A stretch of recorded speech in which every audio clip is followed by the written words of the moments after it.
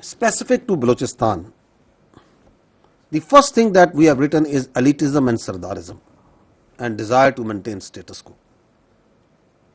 You might be thinking کہ ISPR will come and say کہ جی اتنے تھکانے ہو گئے ہیں کیونکہ آج ہم نے اصل ایشو تک پہنچنا ہے. یہ ہے بنیادی ایشو بلوچستان میں، کیونکہ یہ وہ قبیلہ ہے، یہ وہ حصہ ہے اس سوسائٹی کا جو کہ اوپر جس کی کوئی آپ نہیں سمجھتا میری آبلیگیشن، نہیں سمجھتا صرف میرے رائٹس ہیں. دی ایلیٹس،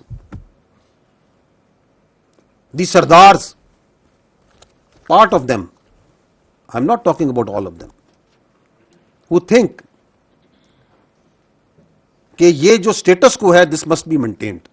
وہ سٹیٹس کو جو 1947 اور اس سے پہلے سے بھی چلا آ رہا ہے، اور وہ سٹیٹس کو کیا ہے؟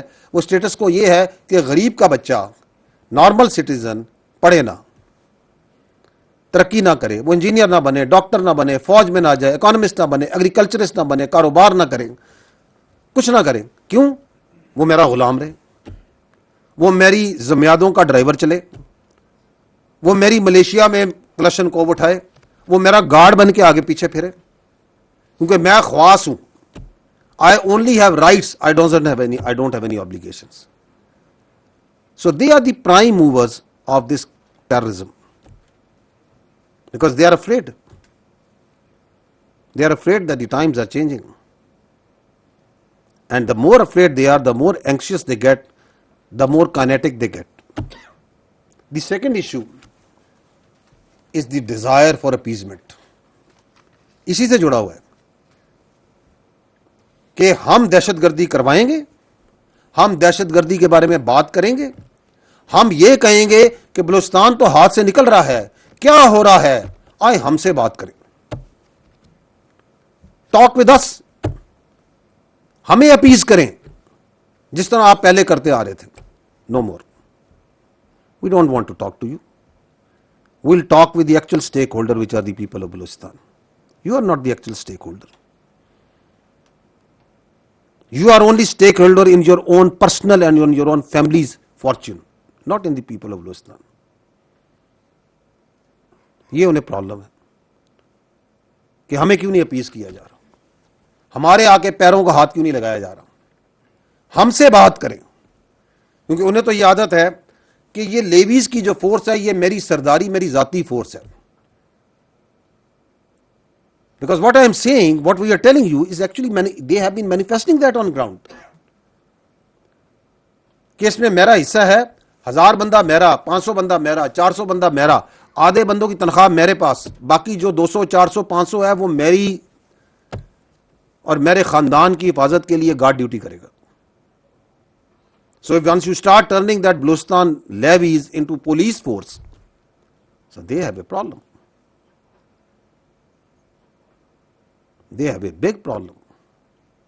ان کو تو عادت ہے کہ یہ کاروبار کے نام پہ، سو کال ٹریڈ کے نام پہ ہم نے اسمگلنگ کرنی ہے، ہم نے نارکو لانی ہے، ہم نے ڈیزل لانا ہے، ہم نے اس کو 6 گنا 7 گنا قیمت پہ بیچنا ہے. اینڈ اگر تم یہ روکو گے تو میں پھر دہشت گردی کراؤں گا، اس کو فروغ دوں گا، اور پھر یہ نعرے ماروں گا کہ تمہارے حالات تمہارے قابو میں نہیں ہیں، بلوچستان تو ہاتھ سے نکل رہا ہے جی، بلوچستان میں یہ ہو گیا وہ ہو گیا، مجھ سے بات کرو، کھولو میرے پرمٹ، میری بھرتیاں کھولو، یہ جو 1000 ارب سے زیادہ بجٹ ملتا ہے اس میں سے مجھے حصہ دو. No more, you are not the stakeholder. The money will go to the people of Balochistan. And I will tell you, we'll talk about in detail. The third issue is the external power play. Now there the elitists and the Sardaris have a common agenda. Who are these external powers? You know better. What is their interest? Very clear interest. They know کہ بلوچستان کی ایک geographical location ہے.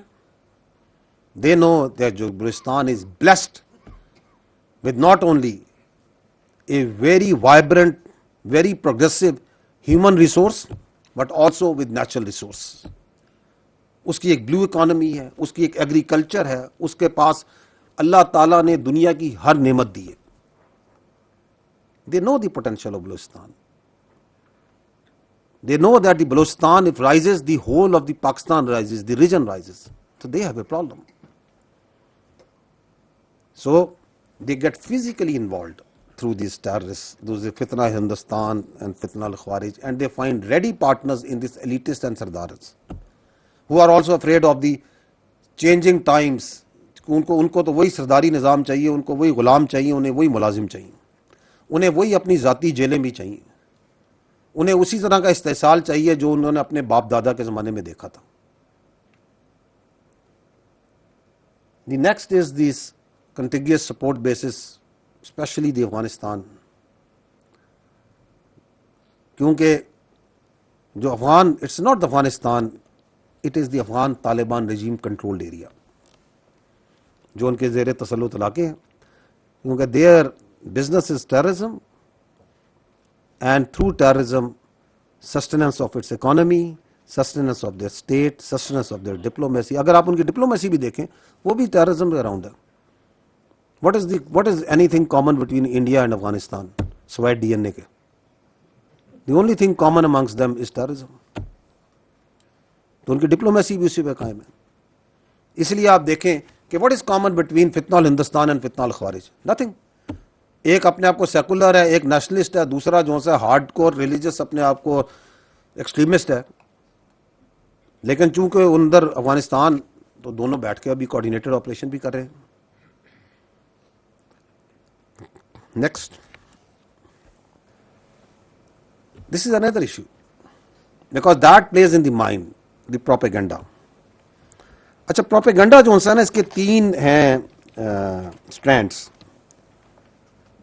And the اسٹرینڈ one جس پہ چلایا جاتا ہے وہ ہے جی کہ احساس محرومی, سینس آف ڈیپریویشن, احساس غیر نمائندگی کہ یہ نمائندے جو بیٹھے ہیں یہ ہمارے نمائندے نہیں ہیں.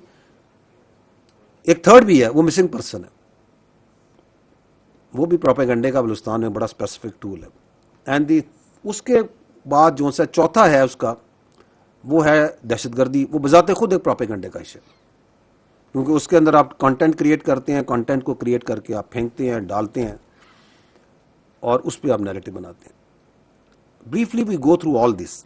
احساس محرومی, احساس محرومی کی کچھ میں آپ کے سامنے فیکٹس رکھ دیتا ہوں. Let me take 2 cities, not Quetta, Gwadar. In Gwadar there are 3 universities. It's a population of 3.05 lakh, 3.5 lakh کی آبادی کا شہر. 3 یونیورسٹیاں ہیں, 4 ایجوکیشن کالجز ہیں, 318 اسکول ہیں.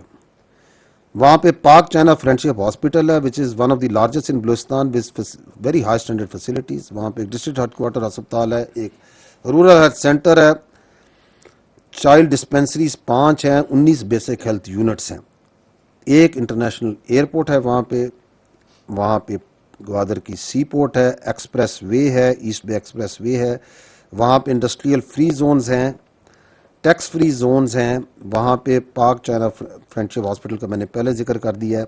دیر is a cricket stadium and there are other so many projects, specific projects ہیں. پورے پاکستان میں کوئی اور 3-3.5 لاکھ کی آبادی کا مجھے شہر بتا دیں جس میں یہ فیسلٹیز ہو.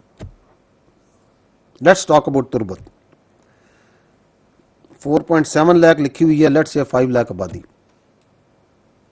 2 یونیورسٹیز ہیں, 6 ایجوکیشن کالجز ہیں, کیڈٹ کالجز ہیں, گرلز کیڈٹ کالج بھی ہے, سکولز ہیں 44, 9 میڈیکل فیسلٹیز ہے, ایک ٹیچنگ ہاسپٹل ہے, 27 پرائیویٹ ہسپتال بھی ہیں.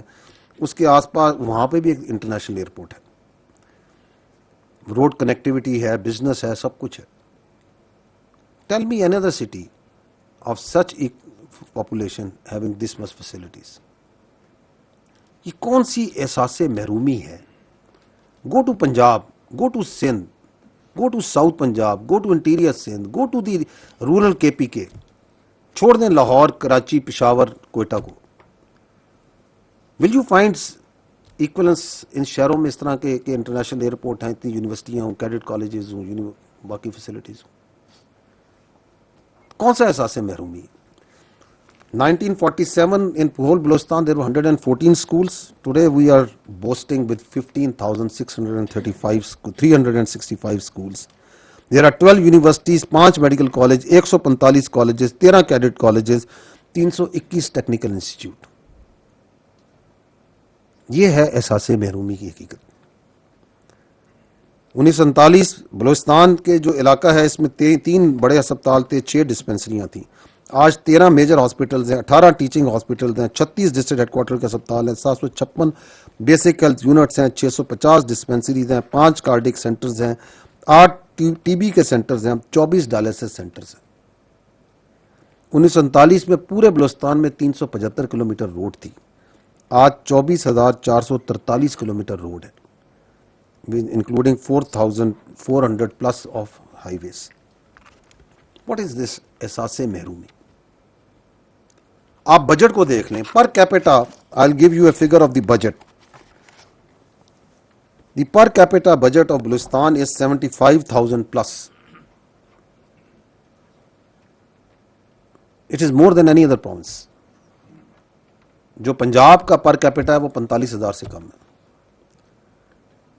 تو کس احساس محرومی کی بنیاد پر یہ بیانیہ کھڑا کیا جائے؟